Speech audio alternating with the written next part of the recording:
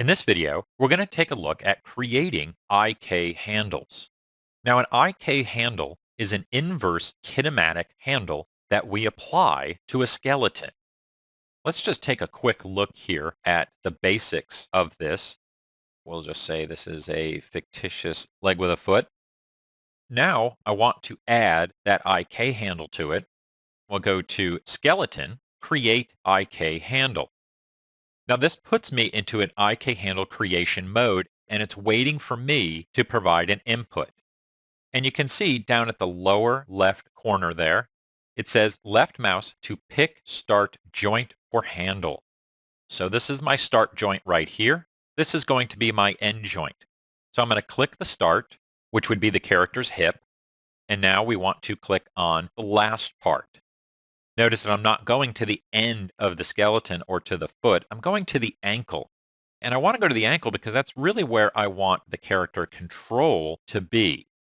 And we'll take a look here why. So if I hit W, I now go into my move tool. And now I can move this entire skeleton through this single handle. And it functions inverse kinematic, meaning that it's starting at the end and working its way back up. Notice when I raise that up, the knee and the thigh basically move for me. We don't have to do anything extra there. So it's a very cool setup, and it just saves us a ton of time when animating. Now, what would happen if I add this directly to the foot? Well, now the foot is going to be included in that kinematic chain.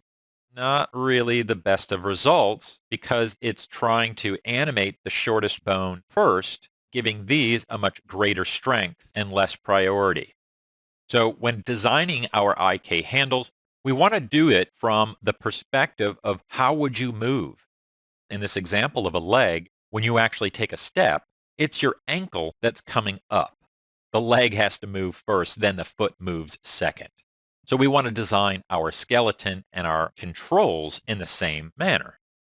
So let's open up our crow model, and we'll add an IK handle here to our character.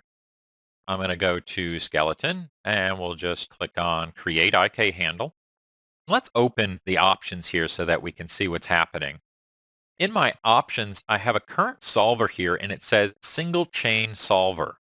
Underneath it, we have Rotate Plane Solver. Well, I'm going to stick with the single chain, and then we'll create a rotate plane so that you can see the difference. Now, essentially, they're going to get us to the same spot, but they each have their own pluses and minuses. Let's go ahead and add single chain. I'm going to click at the character's hip there.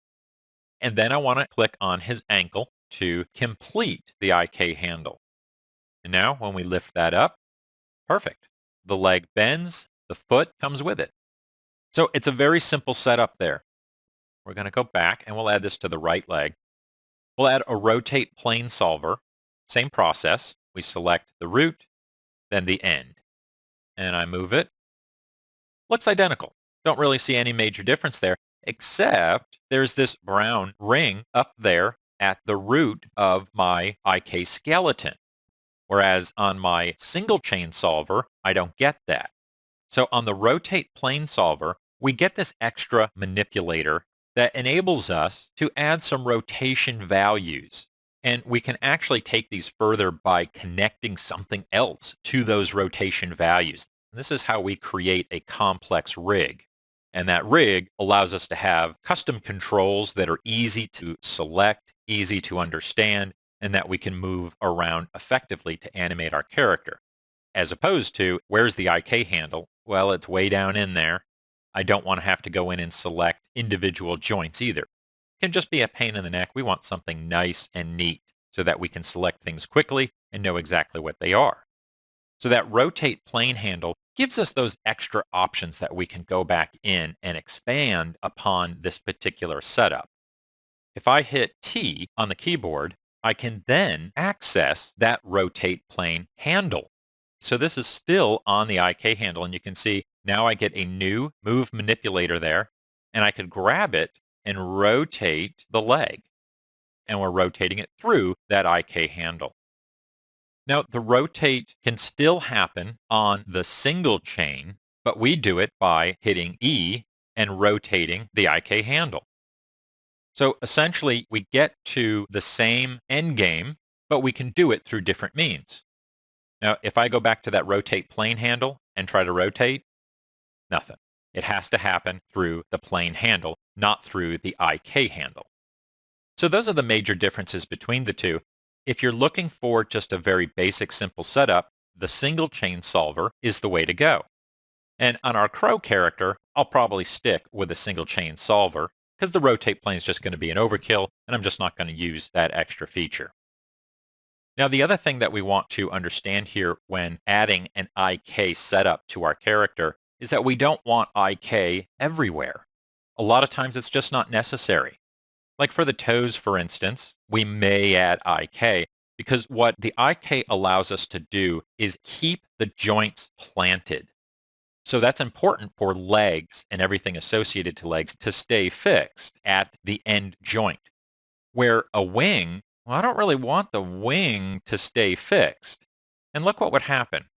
Let's add an IK handle to the wing. Pretty ugly. It's not really moving the way I want it to move or the way I expect a wing to move. So IK handles do not correct or provide us the perfect setup every time. And so we want to use those sparingly. We want to use those effectively.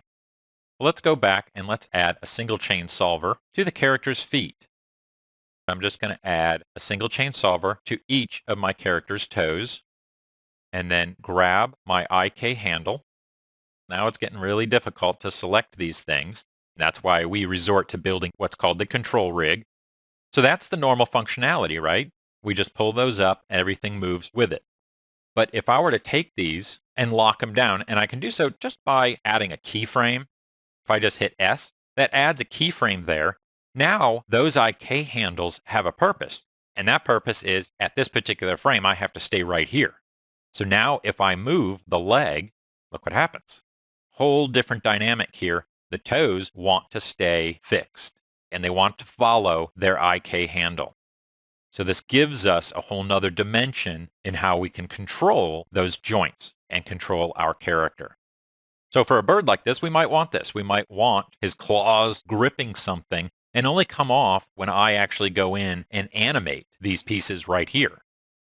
So those are the major differences there that we have with our IK handles, as well as when we would choose to add an IK handle, choose to resort to something else, or just leave the joints as they are.